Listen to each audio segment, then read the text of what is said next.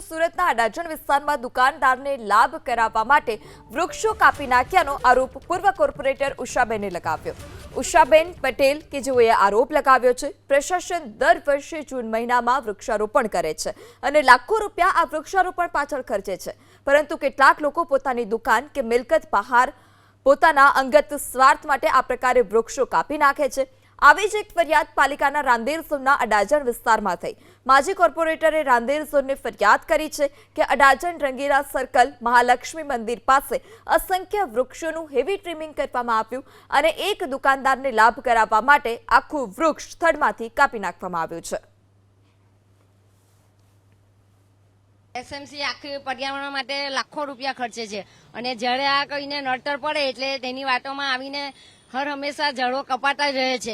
અમારી સતત ફરિયાદ હોવા છતાં એ કામ થતું નથી, એટલે સખત પગલાં લેવાય એવી અમારી માંગણી છે. વૃક્ષો માટે કરોડો રૂપિયાનો ખર્ચ સુરત મહાનગરપાલિકા કરી રહી છે, પણ એ વૃક્ષોની જાળવણી જ્યારે કરવાની આવે છે, એના માનો કે જ્યારે ટ્રીમિંગની ફરિયાદ આવે તો એને આટલું હેવી ટ્રીમિંગ થોડું કરવાનું હોય. તમે ભર ઉનાળે જ્યારે આવા હેવી ટ્રીમિંગો કરી નાખો, આટલા એરિયાની અંદર લગભગ 20 થી વધારે ઝાડોને હેવી ટ્રીમિંગ કરીને શાના કારણે? શું દુકાનદારોને લાભ આપવા માટે આ ધંધો કરવાનો?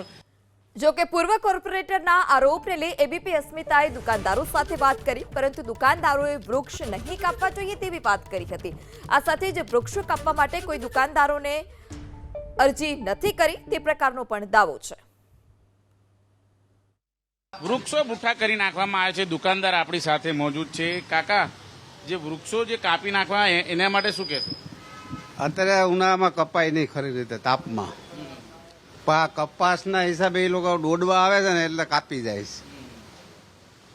પણ કેટલાક લોકો એવો આરોપ લગાવે છે કે આ બધી દુકાનોના બોર્ડ દેખાય નહીં, દુકાનોને ફાયદો કરવા માટે આવું કરવાનો કોઈ ફાયદો નથી. દુકાનવાળા કોઈ અરજી કરી નથી, કોઈએ કીધું નથી. દુકાનવાળા તો કોઈનું નામ જ નહીં આપતા. એ લોકો એની મેળે દર વર્ષે કાપી જાય છે.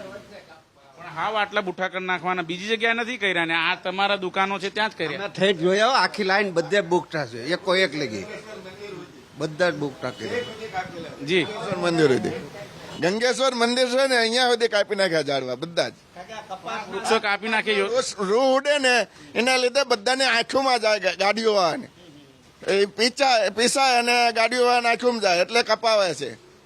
બીજા ઝાડ બી એની હાથે હાથ બુઠ્ઠા કરી નાખે. બીજા કોઈ ઝાડ આ નમી ગઈ હોય એ કાપી નાખે છે.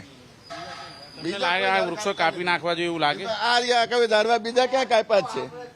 તમારી નજર અમે જોઈ લો, બીજું કોઈ ઝાડવું કાપેલ નથી. જી, પડે મૂકે એટલે આ બધું કરેલું છે. આટલા બધા વૃક્ષો દુકાનોની આગળ વાળા જ કાપી નાખ્યા. અહીં તો આખી લાઈન જ કાપી અને પછી આ જ ઝાડ કાપેલા છે, બીજા ઝાડ નથી કાપેલા એમ. એટલે આનું પેલું રૂટ અન્ય દુકાનદાર છે. આ સમયે આ વૃક્ષો પર્યાવરણ જે ઓક્સિજન આપતા હોય છે એને કપાય? નો જ કપાય ને, પણ હવે એ લોકોને ઓલા રોડવા આવે છે એટલે કપાસ ઉડે એને લીધે કાપે છે. નકર આ પીપોળીઓ રાખ્યો જ છે ને આ બાજુમાં. એની હાથે હાથે બીજા ઝાડ બી છે.